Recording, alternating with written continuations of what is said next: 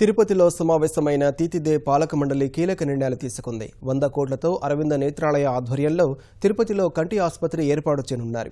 ఆసుపత్రి కోసం తీతిదేకు చెందిన 6 ఎకరాల స్థలం కేటాయిస్తూ పాలక మండలి తీర్మానం చేసింది.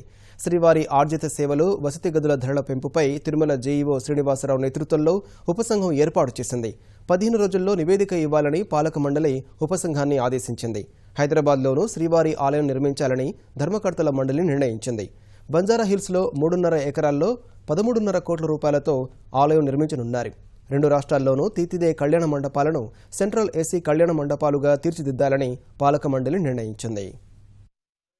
శ్రీ వెంకటేశ్వర అరవింద్ ఐ హాస్పిటల్ రావడమే కాదు, 50% ఉచితమైనటువంటి సేవల్ని ఈ ప్రాంతంలో ఉన్న వాళ్ళకి అందిస్తారు.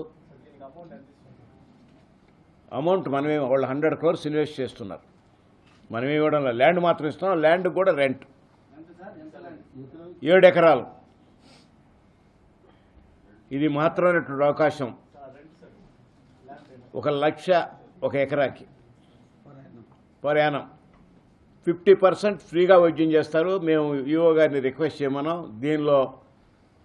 దీన్ని తీసుకురావడం కానీ ఇది ఏర్పాటు చేయడం కానీ ముఖ్యంగా ఈఓ గారు చాలా శ్రమపడాల్సి వచ్చింది.